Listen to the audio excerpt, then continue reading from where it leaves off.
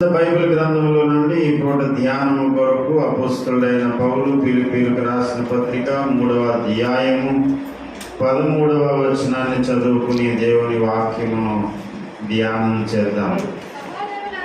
సహోదరులారా, నేను ఇదివరకే పట్టుకొని ఉన్నానని తలంచుకొనను, అయితే ఒకటి చేయుచున్నాను, వెనక ఉన్నవి మరచి ముందున్న వాటికై వేగిరపడుచు క్రీస్తు యేసునందు దేవుని ఉన్నతమైన పిలుపునకు కలుగు బహుమానము పొందవలనని గురి వద్దకే పరిగెత్తుచున్నాను. దేవుడి పరిశుద్ధ వాక్యం ద్వారా మనందరితోనూ మాట్లాడినట్లుగా దేవుని సహాయం కొరకు చిన్న ప్రార్థన చేద్దాం. తలలో వచ్చి కన్నులు మూసి ప్రార్థనలో నాతో పాటు ఏకీభవించండి. ప్రేమ కలిగిన మా యేసు నాయన, పరిశుద్ధ తండ్రి, ఈ దినమున 10 సంవత్సరాలు జరిగిన కార్యాలన్నీ తలపోసుకుంటూ మిమ్మల్ని స్తుతించడానికి ఏర్పాటు చేసినటువంటి ఈ యొక్క వార్షికోత్సవ వేడుకను బట్టి కృతజ్ఞతాస్తుతులు చెల్లిస్తున్నాను. అయ్యా, 10 సంవత్సరాల్లో మీరు ఎన్నో మేలులు చేసి సంఘాన్ని పరిచయం నిలవబెట్టారు. మీరు తోడుగా ఉన్నారు. నీకు స్తోత్రాలు ప్రభువా. ఈ దినమున మేము ముందుకు సాగవలసినటువంటి మా గమ్యాన్ని మాకు బోధించి, మేము నడవలసిన త్రోవను మాకు నేర్పించి, ఈ కార్యంలో మమ్మల్ని పురుగొల్పమని, సంఘమును ఆశీర్వదించమని యేసు పుణ్యనామమున వేడుకొనుచున్నాం పరమ తండ్రి. ఆమేన్, ఆమేన్, ఆమేన్. ప్రభునందు ప్రియమైన సహోదరి సహోదరులారా, వాస్తవంగా వార్షికోత్సవ వేడుకలు జరిగించేది దేవుణ్ణి స్తుతించడానికి, దేవుని కార్యాన్ని తలపోసుకోవడానికి. ఉదయకాలం చాలా అద్భుతమైనటువంటి స్తుతి నైవేద్యాన్ని దేవునికి మనం సమర్పించుకున్నాం. దేవుని వాక్యం ద్వారా కూడా హెచ్చరింపబడ్డాం, స్తుతించుట మంచిది. ఈ వార్షికోత్సవ వేడుక యొక్క ముఖ్యోద్దేశము దేవుణ్ణి స్తుతించడం. ఆ స్తుతి ఆరాధన అనేది దేవునికి చెల్లిస్తూ ఉంటుండగా దేవుని సన్నిధానంలో మనం అందరం అనుభవించాం. దేనికి స్తుతించాలి, స్తుతించవలసిన అవసరం ఏమొచ్చింది అని అడిగితే, భౌతిక సంబంధమైనటువంటి ఆశీర్వాదాలు ఎన్నో దేవుడు కుమ్మరించాడు. భౌతికంగా దేవుడు చేసిన మేలును బట్టి దేవుణ్ణి స్తుతించాలి. రెండవది, కంటికి కనబడనటువంటి ఆధ్యాత్మికమైనటువంటి మేలులు, ఉపకారములను దేవుడు చేసి నడిపించి ఈ పరిచర్యను దేవుడు నిలవబెట్టాడు గనక దేవుణ్ణి స్తుతించాలి. దేవుడు చేసిన కార్యాలు 2 విధాలుగా ఉన్నాయి. ఒకటి మన భౌతిక నేత్రాలకు కనిపించేది, రెండవది మన భౌతిక నేత్రాలకు కనబడినటువంటి మేలును ఆయన చేశాడు. సాధారణమైనటువంటి దృష్టితో అందరూ చూసేది భౌతికమైనటువంటి విషయాలు చూస్తారు. ఏం చేశాడు దేవుడు? భౌతికంగా కంటి ముందు కొన్ని మేలులు, ఉపకారాలు కనబడకపోయేసరికి కొంతమంది నిరుత్సాహంతో అంటారు, దేవుడు నాకు ఏ మేలు చేయలేదండి. అందరికీ అన్ని మేలు చేస్తాడు, కానీ దేవుడు నాకే ఏ మేలు చేయలేదు. అందరికీ కార్లు ఇచ్చాడు, దేవుడు నాకు కారు ఇవ్వలేదు. అందరికీ మోటార్ బైకులు ఇచ్చాడు, నాకు ఇవ్వలేదు. ఇలా భౌతికమైన విషయాలను గురించి చెబుతారు.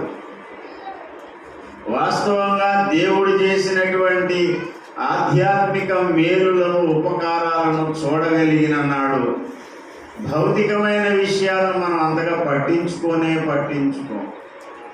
10 ఏళ్ల సేవలో దేవుడు చేసినటువంటి కార్యాలు, ఆధ్యాత్మికంగా ఆయన నడిపించిన నడిపింపు ఏంటి? ఉదయకాలం చెప్పాను, దేవుని పని చేయాలనే భారం ఆయనే పెట్టాడు. మీరు ఇచ్చయించుటకును, కార్యసిద్ధి కలుగజేసుకున్నటకును కార్యకారి ఆయనే. లోకంలో డబ్బు సంపాదించాలి, లోక సంబంధంగా బ్రతకాలి, లోక భోగేచ్ఛల కొరకు ప్రయత్నించాలి అనే కోరికలు, అది దేవుడు పుట్టించే కోరిక కాదు. లోకం నన్ను ఏమన్నా అనుకొని, లోకాశలు నన్ను ఎంతగా లాగని వాటిని ఏమాత్రం నేను పట్టించుకోను, అవి నాకు అవసరం లేదు. బ్రతికితే ఈ బ్రతుకు దేవుని కొరకు బ్రతకాలి. ఒకవేళ దేవుడు పిలిస్తే ఆ చావు కూడా ఆయన కొరకే.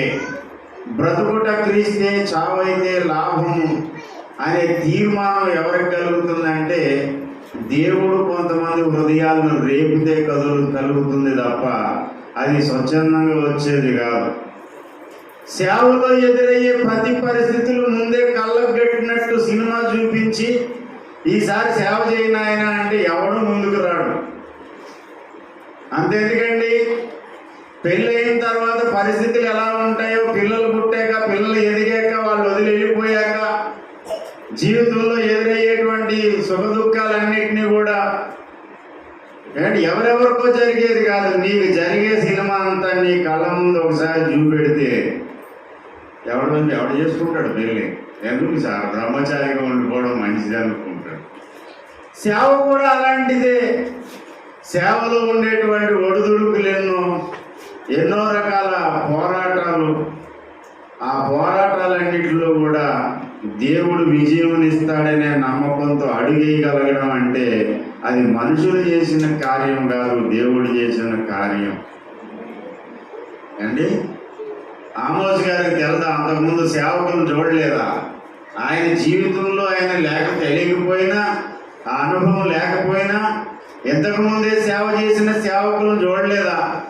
నేను చూడలేదా? ఇక్కడ వేదిక పైన సేవకులు చూడలేదా? చూశారు, తెలుసు విషయం.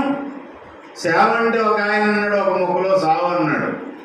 అన్నిటికీ చస్తే తప్ప దేవుని కొరకు బ్రతకలేము, దేవుని కొరకు సేవ చేయలేము.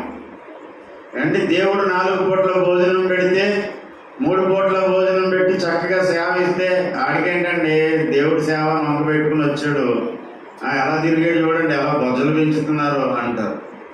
సరే, దేవుడు పస్తులు పెట్టాడు, పరీక్షిస్తున్నాడు. ఆ దేవుడు వాళ్ళు పోషించలేడు. దేవుడు అంటాడు ఎర్రోడు, దేవుడు లేడు, దెయ్యం లేదు. నిజంగా దేవుడు అంటే ఆడికి భోజనం పెట్టలేడా అని అలాగే తిడతారు. అందమైన బట్టలు కట్టుకుని చక్కగా ఉంటే సేవకుడు అయ్యాక సోకు ఎక్కువైంది అంటారు. చిరుగుపోయిన బట్టలు వేసుకుని వెళ్తే అడుగుండి వాళ్ళ తిరుగుతున్నాడు చూడండి, బికారు వాళ్ళ కాడు, దేవుడు ఆడికి ఏం చేశాడు అంటారు. అన్నిటికీ అన్ని మాటలు భరించాలని తెలిసి కూడా అడిగేయడం అనేది అది ఎవరి వల్ల జరిగిన కార్యం అంటే దేవుని వల్ల జరిగిన కార్యం. అది దేవునికి స్తోత్రం కలుగునుగాక. హల్లెలూయా. విశ్వాసులతో సహవాసం కలిగి వారిని క్రీస్తు కొరకు సంపాదించి వారిని క్రీస్తు రూపంలోనికి మలచడం అనే కార్యము అది సాధారణమైన విషయం కాదు. మోషే దేవుని పిలుపును, దేవుని ఏర్పాటును గ్రహించిన వాడై దేవుని పని కొరకు బయలుదేరి కఠిన దాస్యంలో ఉన్నటువంటి ఇశ్రాయేలీయులను కనాను దేశానికి తీసుకుని వెళ్ళడానికి దేవుడు చూపించిన మార్గంలో నడిపిస్తూ ఉంటే ఎన్ని రకాల నిందలు వచ్చాయి, ఎన్ని రకాల అవమానాలు వచ్చాయి, ఎన్ని రకాల ఎదురీతలు ఎదురయ్యాయి. వీటన్నిటినీ మోషే ముందుగానే అర్థం చేసుకున్నాడో ఏంటో. దేవుడు పిలిస్తే దండం పెడతాడు, ప్రభా నువ్వు పిలవలసిన వాడినే పిలు, కానీ నన్ను వద్దు నాయన, నన్ను మాత్రం వదిలేయి. నాకు నోటి మాంద్యం, నాలుక మాంద్యం కలిగిన వాడిని ఒక మాట అందామంటే తడబాటులోకి వస్తుంది, నన్ను వదిలే మహాప్రభు అని దండం పెట్టాడు దేవునికి. కానీ దేవుడు వదలలేదు. దేవుడు మోషేని లేవనెత్తి నడిపించాడు, నాయకుడిగా నిలవబెట్టాడు. మరి ఇశ్రాయేలీయులు ఎక్కడి నుంచి మొదలు పెట్టారంటే ఐగుప్తు నుంచి కనాను చేరే వరకు మాటి మాటికి మోషేకి వ్యతిరేకంగాను అహరోనుకి వ్యతిరేకంగా మాట్లాడుతూనే వచ్చారు. ఇన్ని వ్యతిరేకతల మధ్యలో ముందుకు సాగే మనోధైర్యము అది ఎక్కడి నుంచో మనుషుల్లోనో బైబిల్ కాలేజీల్లోనో దొరికేది కాదు, దేవుడిచ్చి నడిపించిందే. దేవునికి స్తోత్రం. 10 ఏళ్లలో జరిగిన కార్యాలన్నీ తలపోసుకుంటూ ఆమోస్ గారు మా నోట్లోంచి మాటలు రాలేదు. ఆయనకి కాస్తంత ధ్యానపూర్వకంగా ఆలోచించకుండా మాట్లాడేస్తే చాలా విషయాలు చెప్పేసినేమో. నేను ఉదయం కూడా అన్నాను, అన్ని జ్ఞాపకం పెట్టుకుని చెప్పండి అంటే ఇంకా అవన్నీ వచ్చి ట్రాఫిక్ జామ్ అయిపోయి ఏం చెప్పాలో తెలియక 4 ముక్కలు చెప్పి ముగించేశాడు ఆయన. ఎన్నో విషయాలు 10 ఏళ్ల సేవలో, ఎన్నో అనుభవాలు, ఎన్నో ఓటములు, ఎన్నో ఎదురీతలు, ఎన్నో భయంకరమైనటువంటి కుటుంబంలో వచ్చిన విపత్తులు, వీటన్నిటి మధ్యలో దేవుడు క్షేమముగా ఇంతవరకు ఈ మజిలీ వరకు నడిపించినందుకు ఆయనకు కృతజ్ఞతాస్తుతి కలుగునుగాక. హల్లెలూయా. ఈ వార్షికోత్సవ వేడుకలో మొదట చేయవలసిన పని స్తుతి యాగం. రెండవ కార్యం ఏంటయ్యా అంటే, ఇక్కడ అపోస్తలుడైన పౌలు ద్వారా పరిశుద్ధాత్మ దేవుడు చెబుతున్న విషయం, వెనక ఉన్న వాటిని మరవాలి. వెనక ఉన్న వాటిని మరిచినప్పుడే ముందున్న వాటి కొరకు వేగుర పడగలుగుతాం. అందుకే అన్నాడు, వెనక ఉన్న వాటిని మరచి అంటే అలక్ష్యము చేసి వాటిని లక్ష్య పెట్టకుండా. 10 ఏళ్లలో జరిగిన విషయాలు ఎన్నో ఉన్నాయి, అందులో అలక్ష్యము చేయవలసిన విషయాలు ఉన్నాయి, జ్ఞాపకం పెట్టుకోవలసిన విషయాలు కూడా ఉన్నాయి. 103వ కీర్తన జ్ఞాపకం చేస్తూ ఉదయకాలం అన్నాను, నా ప్రాణమా ఆయన చేసిన ఉపకారములలో దేనిని మరిచిపోవద్దు. ఉపకారాలని మరిచిపోవద్దు, కానీ మరిచిపోవలసిన సంగతులు చాలా ఉన్నాయి అన్నాను. దేనిని మరిచిపోవాలో దాన్ని మరిచిపోవాలి, దేనిని జ్ఞాపకం పెట్టుకోవాలో దాన్ని జ్ఞాపకం పెట్టుకోవాలి. అందుకే దేని జ్ఞాపకం పెట్టుకోవాలి, దేన్ని మరిచిపోవాలి. మొదటి విషయం ఏంటయ్యా అంటే, దేవుడు కానీ మనుషులు కానీ మన జీవితాలలో చేసిన ఏ ఉపకారాన్ని మనం మరిచిపోవద్దు. స్తోత్రం చెప్పండి.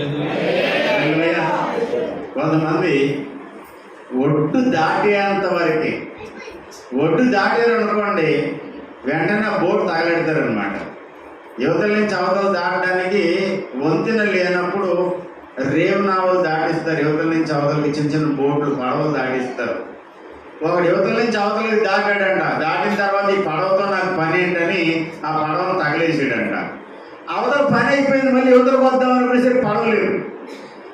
అంటే చాలా మంది చేసే పని అదే. దేవుని విషయంలోనూ అంతే, మనుషుల విషయంలోనూ కూడా అంతే. కృతజ్ఞత అనేది లేకపోవడము అది భయంకరమైన పాపము అని ఋగ్వేదంలో ఉంది అండి. కృతజ్ఞత లేకపోవడం దేవుణ్ణి హత్య చేయడంతో సమానం అంట. బ్రహ్మహత్యా పాపం చుట్టుకుంటుందని ఉంటుంది ఋగ్వేదం అండి. ఒక వ్యక్తి పట్ల కానీ దేవుని పట్ల కానీ కృతజ్ఞత లేనటువంటి వ్యక్తి అసలు వాడు మనిషే కాదు. సాధారణంగా మనుషుల పట్ల కాస్తంత కృతజ్ఞత ఉంటుంది, కానీ కొంతమంది దుర్మార్గులు ఉంటారే, వాళ్ళ మైండ్ ఎలాంటి తెలుసా? ఉపకారము చేసిన వానికి అపకారము చేయడం వాళ్ళ హ్యాబీ అన్నమాట అండి. పద్యం చెప్తారు కదా, అపకారికి ఉపకారం చేయడం అంటే నెపమించగా చేయువాడు నేర్పరుసు మధ్య అన్నాడు. ఆ పద్యం కొంచెం మార్చుకోవాలి, మాడిఫికేషన్ చేసుకోవాలి. ఎవరికన్నా మనం ఉపకారం చేసామనుకోండి, వాడు గుర్తుపెట్టుకోవాలి వాడు ఏ రీతికన్నా మనకు అపకారం చేసే ప్రమాదం ఉంది. అంటే ఇది మానవ దుర్బుద్ధి. దాన్నే మా సండే స్కూల్ టీచర్గా చెప్పేవారు పాము బుద్ధట, పాము సర్ప బుద్ధట. ఎవడో ఒక ఆయన చిన్న పాము పిల్ల దొరికితే బుజ్జి బుజ్జిగా ఉంది, చాలా బాగుందని కొంత పిచ్చి ఉంటుంది కదా, కుక్కలు పెంచుకుంటారు, కొంతమంది పిల్లలు పెంచుకుంటారు. ఒక ఆవిడేమో కొండ చేపను పెంచుకుందంట. మా చిన్నప్పుడు మా సండే స్కూల్ టీచర్ చెప్పారు, ఒకటి చిన్న పాము పిల్లలు తెచ్చుకొని పెంచుకున్నాడంట. ఆ ఇంట్లో రోజు దానికి ఏం కావాలో అది పెడతా ఉంటుంది. ఈ చిన్న పాము పెద్ద పాము అయిందంట. వాడు ఎప్పుడు కాటేసేది కాదు, వాడు అలా దాన్ని అలా దువ్వేవాడు, వాడు వాళ్ళకి చుట్టుకునేది, అలాగే ఇంట్లో వెళ్ళిపోతూ ఉండేది. ఒకరోజు మంచం నుంచి లేచి లేవుతుండగా కిందకి అడుగు పెడదాం అనుకున్నాడంట. కరెక్ట్గా కిందే వచ్చి ఉందట. సరిగ్గా కాలు దాని మీద వేసాడు. వేసేసరికి ఇన్నో రోజులు నన్ను పాలు పెట్టి పెంచాడన్న సంగతి మరిచిపోయి వెంటనే మడి మీద కాటేసిందంట. ఆ తర్వాత జరగవలసిన కార్యం జరిగిపోయింది. ఇంతే సంగతులు చిత్తగించుకోలేదు. అంటే పాంపుద్ది. కొంతమంది ఎంత దుర్మార్గంగా ఉంటారో తెలుసా? నువ్వు ఎన్ని రకాల మేలు చేయి, ఎన్ని రకాలుగా సహాయం చేయి, కానీ ఏదో రీతిగా నిన్ను మరలా గాయపరచాలని చూసే వాళ్ళు ఉంటారు. అలాగా కృతజ్ఞత లేని వాళ్ళుగా మనం ఎప్పుడు కూడా ఉండొద్దు. మనుషుల పట్ల కృతజ్ఞత కలిగి ఉండాలి, దేవుని పట్ల కూడా కృతజ్ఞత కలిగి ఉండాలి. యేసు ప్రభు వారి ద్వారా మేలు పొందారు 10 మంది కుష్ఠరోగులు, 10 మంది శుద్ధులైన కారా? మిగతా 90 ఎక్కడ అడుగుతున్నాడు యేసయ్య. ఎందుకనంటే ఇక్కడ సంఖ్య ఎందుకు చెప్పాడు తెలుసా క్లియర్గా? ఎప్పుడు కూడా కృతజ్ఞత కలిగిన వారు తక్కువగానే ఉంటారు. ఒకడే వచ్చాడు 10 మందిలో, ఒకడు వచ్చాడు 90 అటే వెళ్ళిపోయారు. అంటే మా సంఘంలో ఒకడు కుర్రాడు, వాడికి దేవుడు గర్భఫలం ఇచ్చాడు, చక్కని ఒక కుమారుని ఇచ్చాడు. కుమారుని ఇస్తే ఎవరు అన్నారంట, కొడుకు పుట్టాడు కదా సాక్ష్యం చెప్పంటే దేవుడు నాకు ఒకడికే ఇచ్చాడండి 3 మందికి ఇచ్చాడు అన్నాడండి. చూడండి పరిస్థితి ఎలా ఉంది. నాకు ఒకడికే ఇచ్చాడా? చర్చిలో చాలా మందికి ఇచ్చాడు, ఊళ్ళో చాలా మందికి ఇచ్చాడు, వాళ్ళందరూ చెప్తున్నారా? ఒకరు. అదే కానీ ఆ పుట్టే బిడ్డకి పుట్టిన తర్వాత ఏదైనా కాంప్లికేషన్స్ ఉన్నాయని డాక్టర్ చెప్పారు అనుకోండి, అప్పుడు 100 ఫోన్లు చేస్తారు పాస్టర్ గారు. కొంతమంది ఏం చేస్తారు తెలుసా, డెలివరీ కోసం వెళ్ళేటప్పుడు ఫోన్ చేస్తారు, ఏంటి డెలివరీ తీసుకెళ్తాను చాలా క్రిటికల్గా ఉంది కేసు అని. ఫోన్ చేసిన తర్వాత మేము వెంటనే ప్రేయర్ గ్రూప్లో పెడతాం, అందరూ ప్రార్థన చేయండి, అందరూ కూడా మరి ఫలానా సహోదరి కోసం అందరూ మేము ప్రార్థన చేస్తాం. మొదటి రోజు అయిపోయింది, 2వ రోజు కూడా ఏ కబురు రాదు కదా, అప్పుడు ఫోన్ చేస్తాం. అమ్మ ఏమైందమ్మా? మీకు ఫోన్ చేసిన అరగంటలో డెలివరీ అయిపోయిందండి, మరే ఎప్పుడు ఎందుకు ఫోన్ చేయలేదు అంటే సమయం దాటిపోయింది, ఏమంటారు ప్రమాదం దాటిపోయింది కాబట్టి ఇంకా అవసరం లేదు. దేవుడు అవసరం లేదు, పాస్టర్ గారు అవసరం లేదు. ఇలాంటి దుర్మార్గులు చాలా మంది ఉంటారు. కానీ ప్రియమైన దేవుని బిడ్డలారా, మరిచిపోకూడని విషయం ఏంటయ్యా అంటే దేవుడు చేసిన ఏ మేలు కూడా నువ్వు మరిచిపోవద్దు. ప్రతిరోజు స్తుతించు. ఎప్పుడో కూడికి పెట్టుకున్నప్పుడు ఆశ కోసంలోనే కాదు, ఈ సంఘ విషయంలోనైనా, ఇక్కడ కూర్చున్న మన అందరి జీవితాల్లోనైనా, ఏ సందర్భం వచ్చినా ఏ సమయం వచ్చినా సరే ఆయన చేసిన కార్యాలను గురించి వివరించడంలోనే నీ దినము గడపాలి. అదే అసలు సిసలైనటువంటి కృతజ్ఞతాభావము. దేవునికి స్తోత్రం కలుగును గాక. 71వ కీర్తనలో భక్తుడైనటువంటి దావీదు ఈ మాట దేవుని సన్నిధిలో చెబుతున్నాడు. 17వ వచనం, 16 ప్రభు అయిన యెహోవా యొక్క బలత్కార్యములను బట్టి నేను వర్ణింప మొదలు పెట్టేదను, నీ నీతిని మాత్రమే నేను వర్ణించదను. దేవా, బాల్యం నుండి నీవు నాకు బోధించుచు వచ్చితివి, ఇంతవరకు నీ ఆశ్చర్య కార్యములను నేను తెలుపుచూనే వచ్చాను. ఎవరైనా వచ్చి మాట్లాడుతుంటే అసలు మరలా మోడీ ప్రధానమంత్రి అవుతారట. 2025 సెప్టెంబర్ 17కి ఆయన వయసు 75 దాటుతుంది. ఆయన మళ్ళీ ఉంటాడంటావా? అమిత్ షా ఉంటాడు. ఎవరుంటే నీకే ఆ సోది ఎందుకు? ఇలాంటి పరిహిమాన్ని సోది పెట్టుకుంటారు. కానీ వచ్చి రాగానే బ్రదర్, నిన్న రాత్రి దేవుడు నాతో మాట్లాడాడు, మొన్న ఇలాంటి కార్యం జరిగింది బ్రదర్, నా జీవితంలో దేవుడు నన్ను దర్శించాడు బ్రదరు అని మాట్లాడతారా? అబ్బే, పవన్ కళ్యాణ్ సంగతి ఏంటంటావు? ఏదైతే నీకు తెలుసు, ఏదైనా సరే ఆయనకే తెలియదు, నీకే తెలుస్తుంది. ఇంకా వదిలే, ఎవరు గొడవ నీకు అనవసరం. నీకు కావాల్సిన గొడవ ఎవరిది? దేవుడు నీ జీవితంలో జరిగించిన కార్యములను వివరిస్తూ వెళ్తూ ఉంటే తెలియకుండా ఏం జరుగుతుంది తెలుసా? హృదయం ఆనందంతో ఉప్పొంగిపోద్ది. దేవునికి స్తోత్రం కలుగు. అరణ్యంలో ఇశ్రాయేలీలట సనిగి సంహారకుని చేత నశించారట.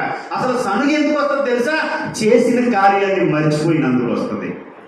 దేవుడు చేసిన కార్యాలని మర్చిపోకుండా వాటిని జ్ఞాపకం పెట్టుకుని ఇతరులకి వివరించడం మొదలు పెడతా ఉన్నాం అనుకోండి, ఆటోమేటిక్గా మన నోట్లోంచి స్తోత్రాలు, స్తుతులు వచ్చేస్తాయి. ఒకవేళ నీవు ఏదైనా ఒక మనవి దేవునికి చేయవలసి వస్తే ఆ మనవి కూడా ఎలా చేస్తావో తెలుసా?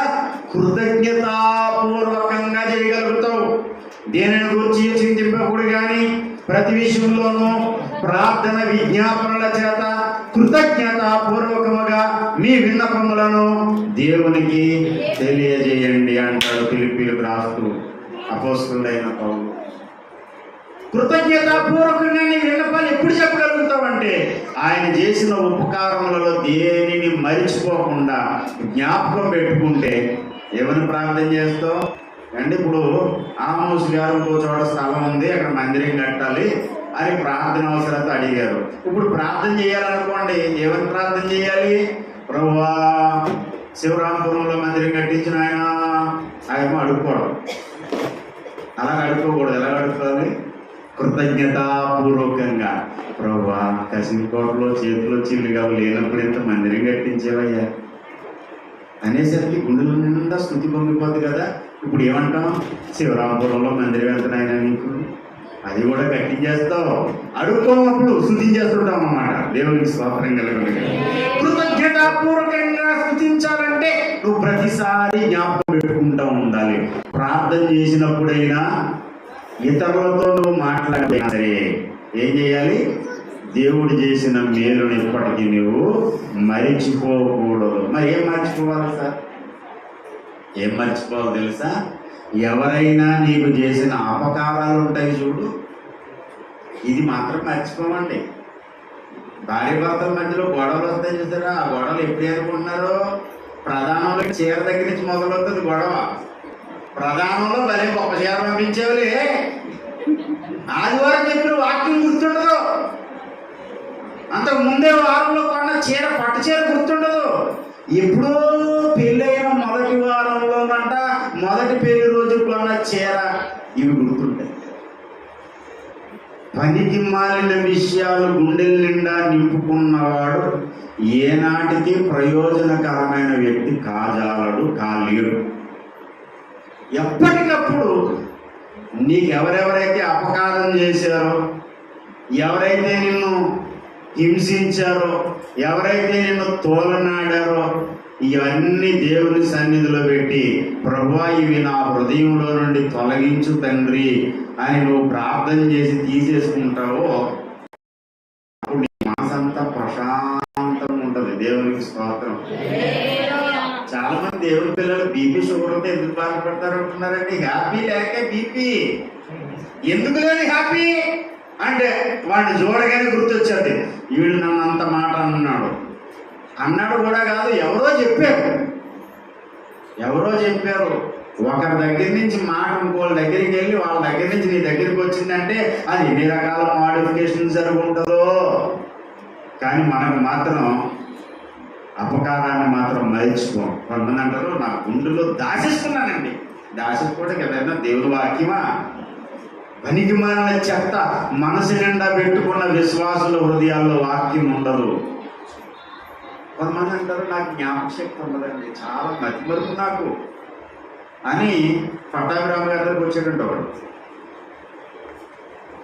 పట్టాభిరామ గారి దగ్గరికి వచ్చి, సార్ నాకు చాలా మతిమరుపు అంటే, ఇదంతా మతిమరుపు రావడానికి నా వయసు 30 సంవత్సరాలు.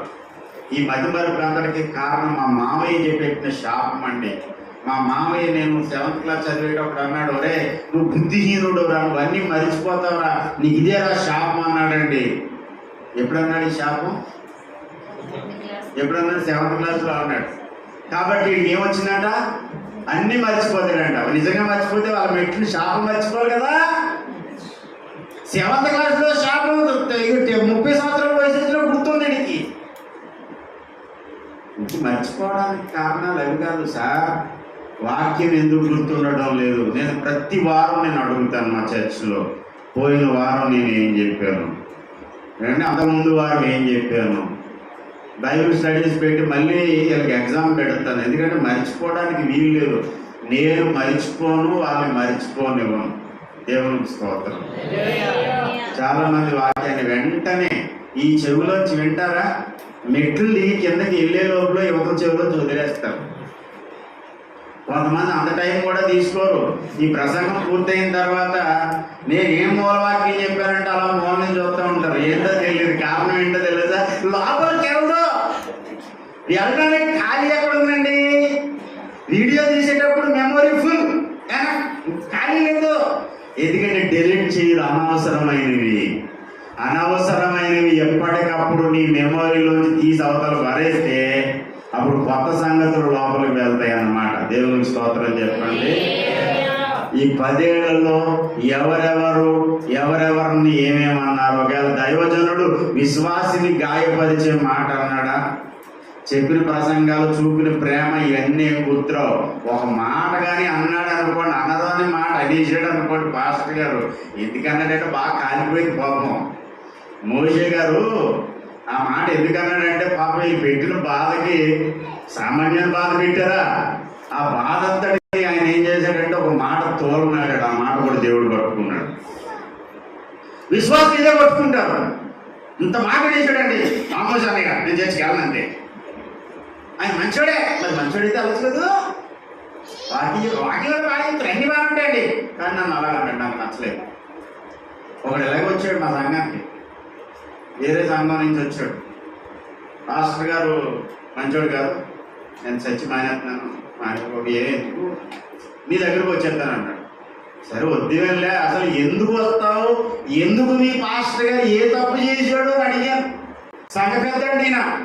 ఉపవాస కూడికలు జరుగుతుంటే ఆ ఉపవాస కూటాలకు సంబంధించినటువంటి డబ్బులు ఆయన చేతికిస్తూ వాళ్ళ పాస్టర్ గారు ఏమన్నాడంట, బాబు జాగ్రత్త అన్నాడంట. డబ్బులు ఇస్తే ఏమన్నాడు పాస్టర్ గారు, జాగ్రత్త అన్నాడంట. అంటే మండిపోయింది. నన్ను జాగ్రత్త అంటాడా? నేను దొంగన్నా? సామాన్లు కొంటే, సరుకులు కొంటే తెచ్చేటప్పుడు కనీసం రిక్షా ఛార్జీలు కూడా నేను నా సొంతకి పెట్టుకుంటాను. అంత నమ్మకస్తులు నేను, నన్ను జాగ్రత్త అంటాడా? అలాంటి చర్చికి నేను వెళ్ళను, నా చర్చికి వచ్చేస్తాను అన్నాడు. కొంత పాస్టర్ గారు ఆ సంఘం వదిలేసి ఈ సంఘానికి వచ్చేసరికి వెంటనే ఆ పాస్టర్ గారు 4 రాళ్ళు వేస్తారు. నేను అన్నాను, కాసేపు మాటల్లో పెట్టాను, చాలా చాలా సంతోషం బ్రదరు, మీరు మా సంఘానికి వచ్చేది చాలా సంతోషం అని చెప్పి ఒక మాట అన్నాను. నీకు ఎంతమంది పిల్లలంటే, ఒక ఆడపిల్ల, 2 మగోళ్ళు. అది చిన్న పల్లెటూరు. మా ఊళ్ళో సంత జరుగుతుంది వారానికి ఒకసారి, అంటే మండల హెడ్ క్వార్టర్. అది సంతకి నువ్వే వస్తావా, పిల్లలు పంపుతావా? మా పెద్దోడు వెళ్తాడా అని. పెద్దోడు వెళ్తాడా, డబ్బులు ఎంత ఇస్తావు? 200 ఇస్తాను. ఇచ్చినప్పుడు ఏం చెప్తాం? ఈ సంగతి మొదటి సంగతి మర్చిపోయి నేను పెట్టిన మాటల్లో మనవాడు ఏమన్నా తెలుదా, జాగ్రత్తగా వచ్చి పెట్టరా అంటాను. మరి అలాగైతే మీ అబ్బాయి కూడా నేను వదిలేసి వెళ్ళిపోవాలి. మీ అబ్బాయి దొంగోడా? దొంగోడు ఎందుకు? మావాడు చాలా మంచోడు. మరి మంచోడిని జాగ్రత్త ఎందుకన్నా అంటే అప్పుడు ఎలిగింది చూడలేదు మనవాడికి. తండ్రిగా నీ కొడుకు నువ్వు జాగ్రత్త అని అన్నావు చూడు, అలాగే నీ ఆత్మీయ తండ్రి కూడా దేవుని సొమ్మునైనా జాగ్రత్తగా ఖర్చు పెట్టి అన్నాడు. అది తప్ప, అది పాపమా? ఒకవేళ కోపం వచ్చి కదా తిట్టినా కొట్టినా సరే కాళ్ళు పట్టుకుని అక్కడే ఉండు, నా దగ్గరికి రావద్దు పొమ్మని చెప్పి. మా విశ్వాసంతో అంటాడంట, మీ పాస్టర్ గారికి జనాలు పోగేసుకోవడం రాదు అంటాడు. ఏంటి ఇలా పోగేయాలా? రేపు పొద్దున నేనంటాను, నేను అలా 20 కాదు నాది, ఇంకా గట్టిగా చెప్తాను. ఆడు ఎన్ని రూపాయలు కానుకలు ఇచ్చినా, ఎన్ని వేషాలు వేసినా ఊరుకునే రకం కాదు. ఖండితంగానే ఆజ్ఞాపిస్తాను, ఖండితంగానే గర్దిస్తాను. చాటు మాటను మాట్లాడను, మొహం మీద మాట్లాడతాను. మరి ఆయన జాగ్రత్త అన్నాడు పెద్ద ఆయన. ఇప్పుడు రేపు పొద్దున్న నాకేం పెడతాడో? రే దేవుని బిడ్డలారా, సంఘ కాపరి ఒక మాట మిమ్మల్ని అన్నా సరే, మా నాన్న మమ్మల్ని అన్నాడు, మా అమ్మ మమ్మల్ని అన్నది అనుకోవాలి తప్ప ఏంటి, వారిని చాటున దూషించినా సరే ఆ శాపం ఊరికినే పో. కొంతమంది స్కూల్లో టీచర్ ఒక మాట అన్నాడు అనుకోండి, వెంటనే కోపం వచ్చేది. అంతే, వాటి మీద అంతా నెగిటివ్ కామెంట్స్, అంతా నెగిటివ్గా మాట్లాడతారు. ఈరోజు టీచర్స్ డే కాబట్టి చెప్తున్నాను, చదువుకునే పిల్లలైనా సరే మీకు చదువు చెప్పే గురువుల పట్ల మీరు గౌరవ భావం కలిగి ఉండండి. అప్పుడే మీకు చదివిన చదువు వంటపడుతుంది, అది మీకు ఒక ప్రయోజనకరంగా మారుతుంది. అంత చదువు నేర్చుకున్నా సరే వివేకము కానీ వినయము కానీ లేనటువంటి వాడి చదువు అవసరానికి ఉపయోగపడకుండా పోతుంది. ఎందుకంటే గురువుని గౌరవించినప్పుడు దేవుడు వాడిని దీవిస్తాడు. దేవునికి స్తోత్రం కలుగుతుంది. సంఘ కాపరి నేను ఎప్పుడైనా ఒకవేళ ఏదో అనుంటే, పాస్టర్ గారు కూడా సంఘ కాపరిగా ఎన్నో అవమానాలు భరించవలసి వస్తుంది. కొన్ని మాటలు వాళ్ళకి తెలిసి అంటారో తెలియక అంటారో, స్పృహలో ఉండి అంటారో స్పృహ లేకుండా అంటారో. ఏంటి ఏదన్నా వేయాలంటే సెటర్లు నాకు తెలిసి ఎక్కువగా పాస్టర్ గారిని అంటే ఏమన్నా శాపం వచ్చేద్దేమో అని చెప్పి పాస్టర్ గారిని తీసేస్తారు చాలా మంది. కానీ ఒకవేళ పాస్టర్ గారైనా సంఘంలో ఈ 10 సంవత్సరాలలో విశ్వాసుల ద్వారా పడిన అవమానాలు కానీ గాయాలు కానీ మరిచిపోగలిగిన నాడే హ్యాపీగా ఉండగలుగుతారు. దేవునికి స్తోత్రం. లేకపోతే ఎప్పుడు కూడా వాళ్ళ మొహం చూడగానే ప్రేమించలేరు. ఇంకా కానీ కనబడేది సహోదరుడిని ప్రేమించకపోతే కనబడని దేవుడిని ఎక్కడ ప్రేమిస్తావు? అంతేనా? చూడగానే వచ్చేది, జ్ఞాపకం వచ్చేస్తుంది. తిన్నన్నంత మాట అన్నాడు ఆ రోజున. కాబట్టి మనం మర్చిపోవాలి బ్రదర్, ఒక పక్కన ఉండాలి. అది ప్రభు ఎలా మర్చిపోతాడు తెలుసా? ఇంక ఎన్నటికీ పాపాన్ని క్షమిస్తాడ, ఇక ఎన్నటికీ జ్ఞాపకము చేసుకోడట. తూర్పుకి పడవరి ఎంత దూరమో అంత దూరంగా మన పాపాలు ఆయన ఇసిరి పాడేస్తాడట. దేవునికి స్తోత్రం కలుగును. మనం కూడా మన సహోదరులను మనం క్షమించిన నాడు ఇదే కోణంలో క్షమించాలి, ఇదే ఆశతో క్షమించాలి. నా పాపాలను దేవుడు క్షమించిన ప్రకారంగా నా సహోదరుడి పాపాలు నేను క్షమిస్తాను అని క్షమించేసి అది ఇంకెప్పటికీ మర్చిపోకపోతున్నది. క్షమించకపోయినా బాగానే ఉంటుంది, క్షమించినా సరే చెప్తాడు నేను కాబట్టి క్షమించాను నిన్ను, అసలు నేను కాబట్టి మరలా నేను రానిచ్చాను, నేను కాబట్టి మరి నీకు నమస్కారం రా నాయన, నువ్వు క్షమించకపోయినా బాగుండేది, నువ్వు క్షమించి చంపేస్తున్నావు మమ్మల్ని. వెనక ఉన్న వాటిని మర్చిపోదాం.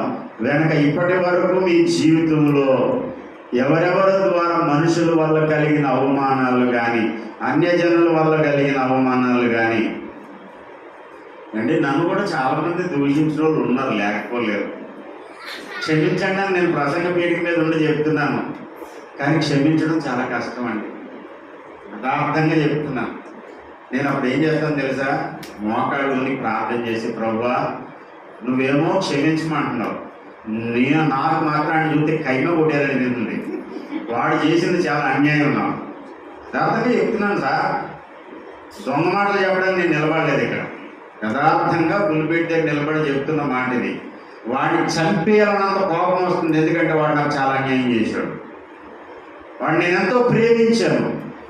వాడు ప్రాణాపాయంలో ఉంటే, మరణానికి దగ్గర అయిపోతే నా డబ్బు నా సమయం అంతా ఖర్చు పెట్టి వాడిని ప్రాణాపాయం నుంచి తప్పించాను. ఇంత మేలు చేస్తే అన్యాయమైన నిందలు మోపాడు నా మీద.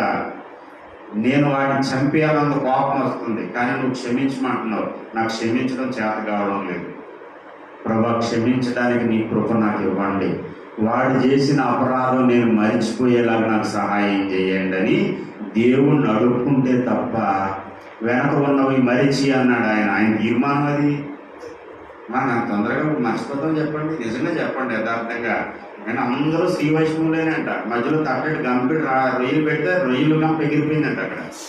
అందరూ వైష్ణవులు, ఎవడో ముక్కు మూసుకున్న వాళ్ళే, కానీ గంపటి రొయ్యలు ఎగిరిపోయింది. ఏమైపోయింది తెలియదు, ఎవడైతే పెడి తెలియదు.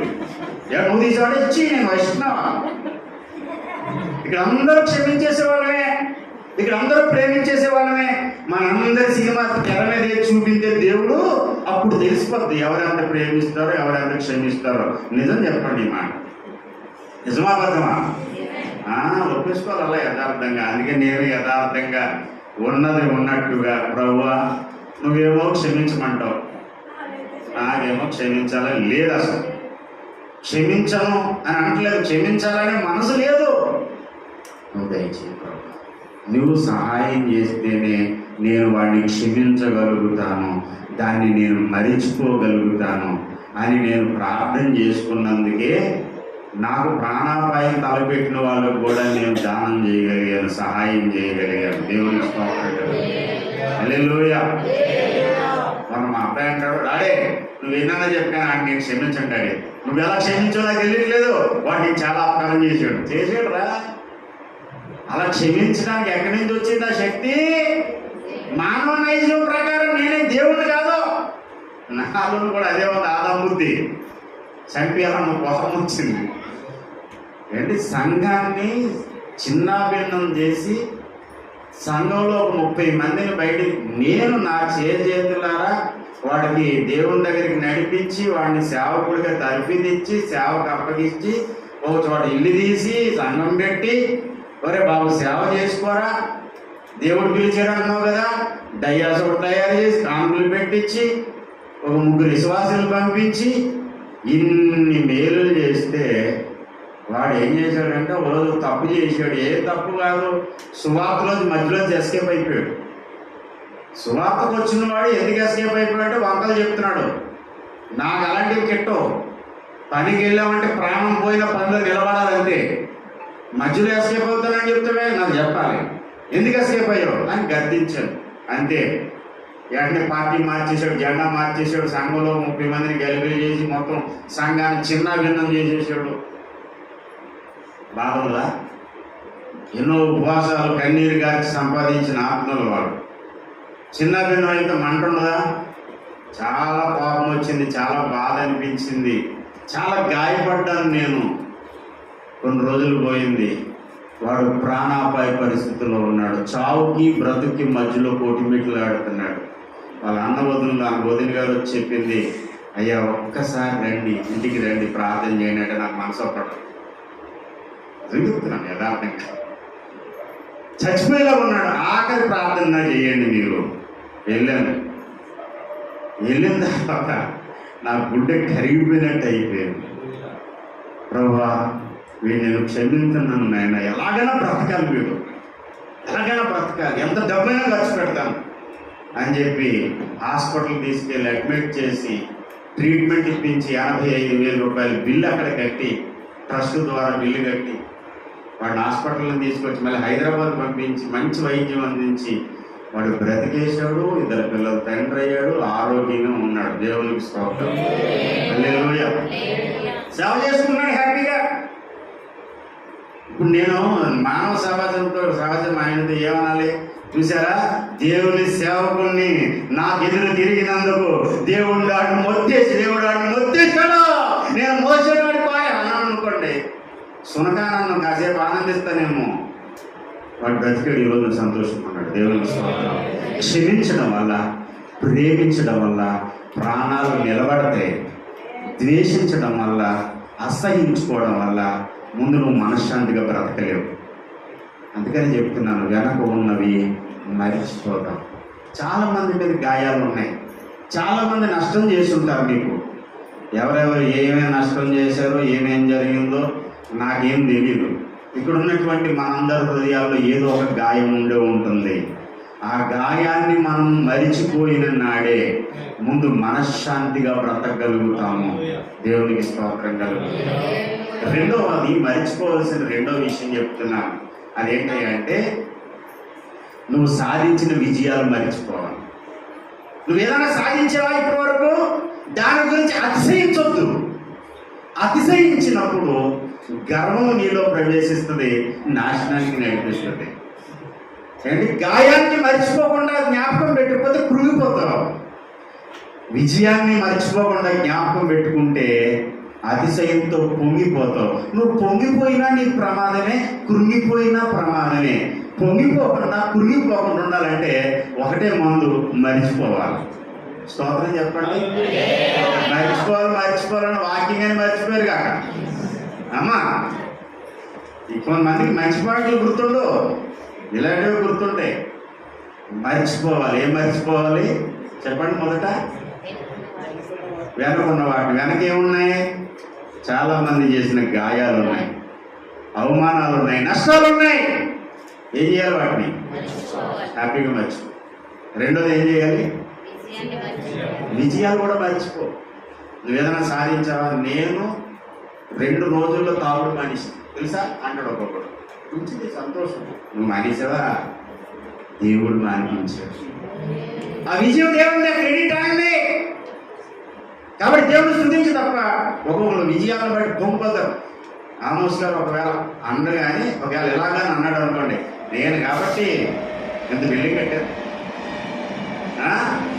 అని ఒకవేళ అన్నాడు అనుకోండి, ఏమవుతుంది అప్పుడు? అలాగ అండగానే అలాంటి మనసు వస్తుందండి. ఎప్పుడు వస్తుందో తెలుసా? నీకంటే సీనియర్కి మందిరం లేనప్పుడు, నీకంటే బాగా వాక్చాతుర్యం కలిగిన వాడికి కనీస ఆధారం లేనప్పుడు అతిశయం లోపల నుంచి పొందుతూ ఉంటుంది. మన లెవెల్ చూసారా? ఇది నీ విజయాలను బట్టి ఏనాడు కూడా నువ్వు పొంగిపోకుండా ఉండాలంటే ఈ విజయాలన్నింటినీ మరిచిపో. దేవునికి స్తోత్రం. వెనక ఉన్న వాటినన్నింటినీ మరిచిపోవాలి. మరి ఏం చేయాలి? 10 ఏళ్ల సేవలో జరిగిన విజయాలైనా అవమానాలైనా మరిచిపోయి గురి పెట్టుకోవాలి. అపోస్తలుడైన పౌలు అంటున్నాడు, వెనక ఉన్నవి మరిచి ముందున్న వాటి కొరకే వేగిరపడుచు. ఎక్కడికి పరిగెడుతున్నాడంట? గురి యొద్దకు పరిగెడుతున్నాడు. నిర్దిష్టమైన గురి తన కన్నుల ముందు ఉంది కనుక తన నడక ఆపలేదు, తన పరుగు ఆపలేదు, తన సేవ ఆపలేదు. ఇదివరకే గెలిచేశాను, ఇదివరకే పట్టుకున్నానని నేను అనుకోవడం లేదు. అసలు దేవుడు నన్ను ఎందుకు పట్టుకున్నాడో దాన్ని పొందుకోవాలని నేను పరిగెడుతున్నాను అంటాడు అపోస్తలుడైన పౌలు. అంటే ఈ ప్రసంగం ఎంతటితో నేను ముగించేస్తున్నాను. పౌలుకున్న గురి ఏంటి? అసలు మనకు ఉండవలసిన గురి ఏంటి? ఒకే ఒక ముక్క చెప్పి ముగించేస్తాను. సంతోషం మన స్తోత్రం చెప్పండి ఒకసారి. దేవునికి స్తోత్రం. ముగించేస్తాను కాబట్టి అంత సంతోషమా లేకపోతే నిజంగానే సంతోషమా? నిజంగానే సంతోషం. దేవునికి స్తోత్రం. హల్లెలూయా, హల్లెలూయా, హల్లెలూయా, హల్లెలూయా. ఒక ఆయన హల్లెలూయా అప్పుడు చెప్పట్లేదని అన్నాడు పాస్టర్ గారు. అప్పులు తీరిపోతే హల్లెలూయా చెప్పండి అన్నాడు. హల్లెలూయా అని నేను చెప్తే మీ అప్పులన్నీ తీరిపోతాయి అనగానే అండి మొత్తం ఏమంటారు టాప్ లింక్స్పీలో కలిసి చెప్తారు. అంటే అందరికీ అప్పులు ఉన్నాయన్నమాట. పౌలుకున్న గురి తన వ్యక్తిగత జీవితం పట్ల తనకు ఒక నిర్దిష్టమైన గురి ఉంది. ఆ గురి ఏంటయ్యా అంటే క్రీస్తులాగా ఉండాలి, సంపూర్ణ సిద్ధి పొందాలి అనేది పౌలు గురిలోని మొదటి భాగము. అపోస్తలుడైన పౌలు గురి ఏంటో చెబుతాడు. మనం చదువుకున్నటువంటి మూలవాక్యం దగ్గరే ఉంది ఆ మాట కూడా. ఇదివరకే గెలిచితి అని అయినను, ఇదివరకే సంపూర్ణ సిద్ధి పొందింది అని అయినను. ఇదివరకే నేను గెలిచేశాను, ఇదివరకే నేను సంపూర్ణ సిద్ధి పొందేశాను అనుకోవట్లేదు. ఏంటయ్యా పౌలు యొక్క గురి అంటే మొదటి భాగము సంపూర్ణ సిద్ధి పొందుట. సంపూర్ణ సిద్ధి అని అంటే క్రీస్తునకు కలిగిన సంపూర్ణతకు సమానమైన సంపూర్ణత గలవారుగా మారుట. అది పౌలు యొక్క గురి. ఒకప్పుడు పాపిగా ఉన్నాడు, దేవుడికి దూరస్తుడిగా ఉన్నాడు.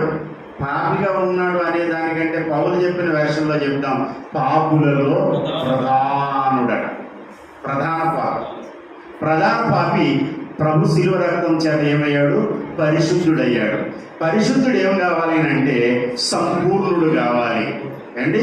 ఎఫెసీయులకు రాసిన పౌలు అదేగా చెప్పాడు, పరిశుద్ధులు సంపూర్ణులగుటకు అన్నాడు. అంటే పరిశుద్ధులందరూ కూడా ఏమవ్వాలంటే సంపూర్ణులు కావాలి. సంపూర్ణులు అంటే ఏంటి? అందరికీ తెలుసున్న విషయాలే. చకచక నేను పరిగెడుతున్నాను. కారణం ఏంటంటే సమయం అయిపోయింది కనుక.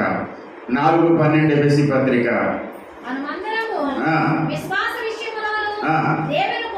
దేవుని కుమారుని గురించిన జ్ఞాన విషయంలో ఏకత్వం పొంది సంపూర్ణ పురుషుల మగ వరకు అనగా క్రీస్తునకు కలిగిన సంపూర్ణతకు సమానమైన సంపూర్ణత. దేవునికి స్తోత్రం కలుగుగాక. క్రీస్తునకు కలిగిన సంపూర్ణతకు సమానమైన సంపూర్ణత పౌలు భక్తుని యొక్క గురి. అరకొరగా ఉండదు.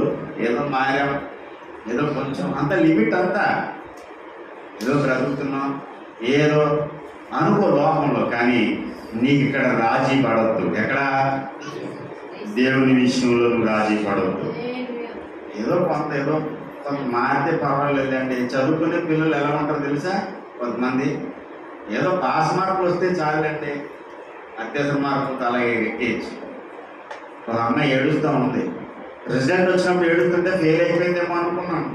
ఆ అమ్మాయి అంటుంది 99 అండి, ఒకటేమో 98 వచ్చేయండి. ఏమో 98, 99 తక్కువ నీకు అని ఏం టార్గెట్ పెట్టుకుంది? 100 టార్గెట్ పెట్టు. 100% పాస్ అయిపోవాలి, ఫస్ట్ ర్యాంక్ రావాలి. 100కి 100 మార్కులు సంపాదించుకోవాలని టాపర్స్ ఎలా ఉంటారో ఆ గోల్ ఉండాలి, ఆ గురు ఉండాలి. యేసయ్య లాంటి వ్యక్తిత్వం నాకు రావాలి, యేసయ్య లాంటి పోలిక నాకు రావాలి. అంటే యేసయ్యలా గెటప్ వేసుకోవాలని కాదు. మా ఏరియాలో ఒక ఆయన యేసయ్య గెటప్ వేసుకున్నాడు, చాలా మంచి సేవకుడు. గెజ్జాలు వెళ్ళేసరికి అందరినీ గెజ్జాలు తింటే ఉంచుకోవచ్చు, అది తప్పు కాదు. కానీ ఆయన గెటప్ కూడా మార్చేసాడు.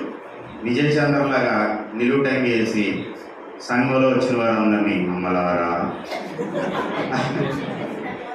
అది యేసు ప్రభు గెటప్.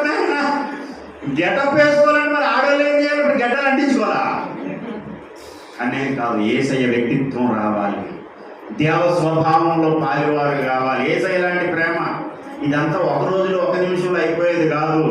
అది నీ కళ్ళ ముందు ఒక గురిలాగా ఒక గోల్ పెట్టుకుని ఆ వైపుకు మనం పరిగెడుతూ ఉండాలి. ఇంక వెనక విషయాలు వదిలేదు. 10 ఏళ్ళు ఏదైతే అయితే అయిపోయింది. మనందరి ఆశ ఆశయం ఒకటై ఉండాలి. ఏంటది? క్రీస్తునకు కలిగిన సంపూర్ణతకు సమానమైన సంపూర్ణత గలవారంగా నేను మారాలంటే ఏం చేయాలంటే ఇప్పుడు అడగండి, నేను చెప్పను. రెండో విషయం, పౌలుకున్నటువంటి గురులో రెండో భాగం ఏంటి అంటే ప్రతి మనిషిని సంపూర్ణ చేయాలి. నేనొకటి సంపూర్ణుడే కాదు, ప్రతి మనిషిని సంపూర్ణునిగా చేసి దేవుని ఎదుట, ఆయన ఎదుట నిలవబెట్టాలి. అది పౌలు యొక్క గురులో రెండో భాగం, కొలస్సీ పత్రిక 1వ అధ్యాయం 28వ వచనంలో ఉంది. ప్రతి మనుషుని క్రీస్తునందు సంపూర్ణునిగా చేసి ఆయన ఎదుట నిలవబెట్టవాలని సమస్త విధములైన జ్ఞానముతో. ఆమోస్ గారైనా నేనైనా ఇక్కడ ఉన్న సేవకులు మేము ఎవరైనా మాకు ఉండవలసిన గురి ఏంటంటే ఏదో సువార్త చెప్పేసి వదిలేయద్దు. ప్రతి మనిషిని ఏం చేయాలి? సంపూర్ణుని చేయాలి. సంపూర్ణుని చేసి ఆయన ముందు నిలబెట్టాలి. నిలబెట్టడం కొరకు ఏం చేస్తున్నాడంట? సమస్త విధములైన జ్ఞానముతో, సమస్త విధములైన జ్ఞానముతో బోధించేది దేనికయ్యా అంటే ప్రతి మనుషుని సంపూర్ణ చేయాలి. ప్రతి మనిషి సంపూర్ణమయ్యేది ఎప్పుడంటే సమస్త విధమైన జ్ఞానముతో దేవుని వాక్యాన్ని బోధించగలిగిన నాడు. దేవునికి స్తోత్రం. సమస్త విధములైన జ్ఞానముతో. కొంతమంది జ్ఞానవాక్యం అనే మాట గిట్టదు మనకెందుకండి? ప్రేమ కోసం చెప్పాలి, పరిశుద్ధత కోసం చెప్పాలి. ప్రేమ, పరిశుద్ధత, జ్ఞానము ఇవన్నీ పుష్కలంగా ఉన్నప్పుడే ఆ వ్యక్తి ఏమవుతాడు? సంపూర్ణుడు కాగలుగుతాడు. దేవునికి స్తోత్రం. చాలా మంది పాస్టర్స్ లో ఈ ఆసక్తి ఉండదు. జ్ఞానం ఎవరు కావాలి? జ్ఞానం ఉప్పొంగ చేయను, ప్రేమ క్షేమాభివృద్ధి కలగజేయను. మరి చేసే మరి జ్ఞానం కాదా? మరి దేవుని జ్ఞానమైన క్రీస్తు అనే మాట మర్చిపోతారా? జ్ఞానం కావాలా, పరిశుద్ధత కావాలా అని అడిగితే ఎలా ఉంటుందో, నీ కుడి కన్ను కావాలా, ఎడమ కన్ను కావాలా, ఆప్షన్ ఏ, ఆప్షన్ బి అంటే ఏమంటావు? అబ్బా చెప్పండి, ఏ కన్ను మంచిది మీకు? కుడి కన్ను మంచిదా, ఎడమ కన్ను మంచిదా? సార్ 2 కళ్ళు మంచివే సార్, 2 కళ్ళు కావాలి. జ్ఞానం కావాలా, పరిశుద్ధత కావాలా అంటే 2 కావాలి. ఈ 2 ఉన్నప్పుడే మనం ఏమవుతామంటే సంపూర్ణ సిద్ధిలోనికి నడవగలుగుతాం. దేవుని సంఘమును సంపూర్ణ సిద్ధిలోనికి నడిపించడానికి, ప్రతి మనిషిని క్రీస్తునందు సంపూర్ణునిగా చేయడానికి ఈ తరంలో మనకు అవసరమైన జ్ఞానయుక్తమైన బోధన అందించడానికి డాక్టర్ అద్దంకి స్వామిదాస్ రంజిత్ ఊపిరి గారిని దేవుడు ఎవరుపెట్టాడు. ఆయన పుట్టిన నాడు ఆయన పేరు పెట్టవలసిన దినం వచ్చినప్పుడు వాళ్ళ అమ్మగారు అంటున్నారంట, వీడికి నా అన్నయ్య, చనిపోయిన అన్నయ్య రంజిత్ అనే పేరు పెడతాను అని. తాతయ్య గారు అన్నారంట, లేదు లేదు వీడికి నేను ఓఫీర్ అనే పేరు పెడతాను. గొడవ జరుగుతూ ఉందంట. అసలు ఎందుకు ఆ పేరు పెట్టాలి? ఓఫీర్ అనే పేరు ఎందుకు పెట్టాలి? మా తాతలు ముత్తాతలు ఎవడో లేదే ఆ ఓఫీర్ అనే పేరు అంటే ఆయన ప్రవక్త దైవజనుడు చేత్తో పట్టుకొని అన్నాడంట, ఈ కుమారునిలో నుండి వచ్చే జ్ఞానము చేత నేను నా సంఘమును అలంకరించబోతున్నాను. నువ్వు చదవలేదా? లేఖనం చదువు, 45వ కీర్తనలో ఉన్న మాట. రాణి ఓఫీరు అపరంజితో అలంకరింపబడుతుంది.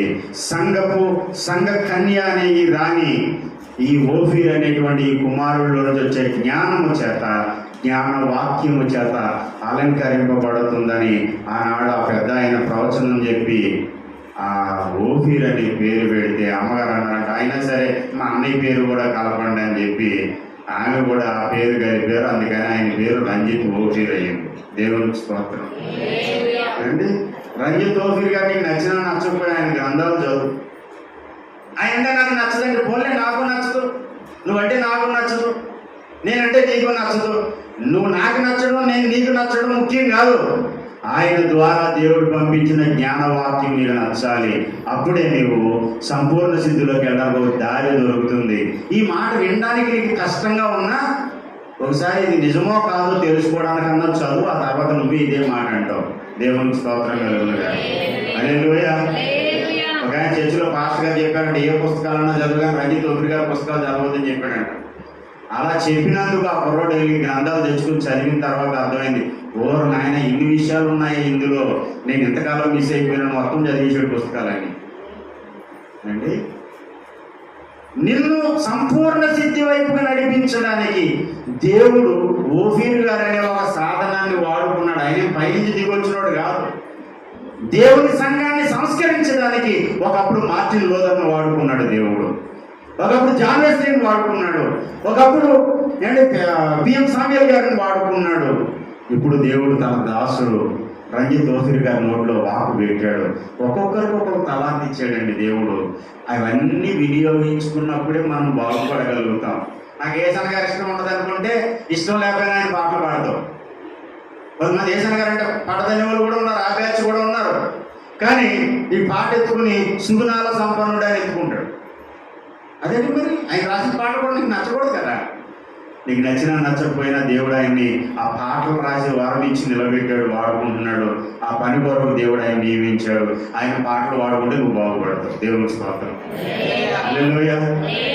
ఎన్ని పనులు చేసినా స్తుతి ఆరాధనలో సంఘాన్ని ఉజ్జీవింపజేయడానికి బెర్క్మెన్స్ గారిని దేవుడు వాడుకుంటున్నాడు. ఆయన చేతిలో సాధనంగా దేవుడు వాడబడుతున్నాడు. దేవుడు వాడుకుంటున్నాడు, ఆయన్ని దేవుని చేత వాడబడుతున్నాడు బెర్క్మెన్స్ గారు. ఆయన ద్వారా ఆయన పాడినటువంటి పాటలు ఆరాధన చేసి అనేక మంది పరిశుద్ధాత్మ పూర్ణులు అయిపోయిన వాళ్ళు ఉన్నారు. ప్రతి తరంలో దేవుడు ఎవరో ఒక దైవజనుని వాడుకుంటాడు ఏదో ఒక కార్యం కొరకు. అందరూ ఒకటి కాదు. ఆయన ఈయనకిలా లేడంటే ఎందుకు ఉండాలి? రంజిత్ ఓఫీర్ గారు డిజెస్ దినకరణ గారిలా లేరంటే ఉండరు. డిజెస్ దినకరణ గారిని దేవుడు అలా తయారు చేశాడు.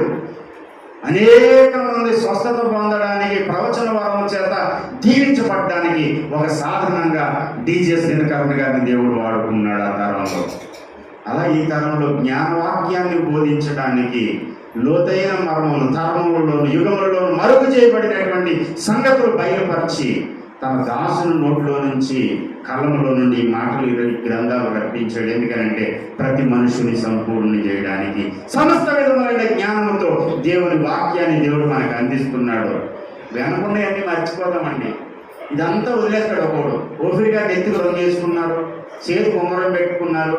ఆయన ఉంగరం గొడవ నీకెందుకు? ఆయన ఎత్తికి రంగు వేసుకున్న గొడవ నీకెందుకు? మరి జాయిస్ మేయర్ గారు బంగారు నగలు వేసుకున్నారు, ఆమె ఎందుకు అడగరు? ఆమెను అడగరు. అనవసరమైన వివాదాలు పక్కన పెట్టి వాస్తవం ఏంటో తెలుసుకోవడానికి నేను చెప్పాను ఈ రోజున, రాణి ఓఫీరు అపరంజి చేత అలంకరింపబడినట్లుగా సంఘము దైవజనుని యొక్క వాక్యము ద్వారా అలంకరించబడాలని దైవజనుడు ప్రవచనం చెప్పి ఆ పేరు పెట్టారని, అది వాస్తవమో కాదో తెలుసుకోవాలనుకుంటే ఆ గ్రంథాలు తెచ్చుకుని చదవండి. ఆ గ్రంథాలు చదివిన తర్వాత మీరు ఈ మాట ఒప్పుకుంటారో ఒప్పుకోరో అది మీ సాక్ష్యం చెప్పండి బహిరంగంగా. లేదా నాకు పిలిచి నాకు చెప్పండి, నా ఫోన్ నెంబర్ రాసుకోండి, చెప్పండి. నా ప్రియమైన సహోదరి సహోదరుల, వెనకున్నవి మర్చిపోదాం, అనవసరమైన వివాదాలు విమర్శలు మర్చిపోదాం, వాగ్వాదాలు మర్చిపోదాం. గురువైపు మనం దృష్టి పెడదాం, సంపూర్ణ సిద్ధి పొందుకోవడానికి పరిగెడదాం.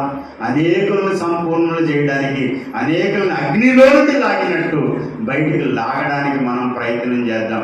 నిరంతరము ఈ ప్రక్రియలో మునిగిపోయిన వాడికి ఇంక పాత గొడవలు ఎక్కడ గుర్తుంటాయి. వాటి కోసం వివాదం చేయడానికి ఓపిక ఎక్కడ ఉంటుంది? ఏ ఓపిక ఉండదు.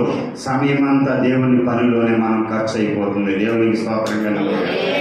అట్టి కృప పరిశుద్ధాత్మ దేవుడు మనకు అనుగ్రహించినట్లుగా వెనక మనం మరిచి ముందున్న వాటి కొరకు వేగిరపడుచు గురువైపుకు పరిగెత్తే కృప దేవుడు మనందరికీ అనుగ్రహించినట్లుగా ప్రార్థన చేద్దాం. తలలు వంచండి, కన్నులు మూయండి, ప్రార్థనలో ఏకీవించండి. అందరూ మోకాళ్ళు ఉండండి, అవకాశం ఉన్నవారు. ఆరోగ్యం సహకరిస్తే అడగండి దేవునితో, ప్రభువా వెనుకున్నవి మరిచిపోయే శక్తి నాకు దయచేసి, నన్ను గాయపరిచిన వారిని నేను ప్రేమించలేకపోతున్నాను, క్షమించలేకపోతున్నాను. నాకు నష్టం చేసిన వాళ్ళు ఉన్నారు, వాళ్ళు నేను క్షమించలేకపోతున్నాను. వాళ్ళ మీద చాలా కసి ఉంది, కోపం ఉంది. చెప్పండి, యథార్థంగా చెప్పండి, అబద్ధాలు ఆడకండి. అబద్ధములు ఆడి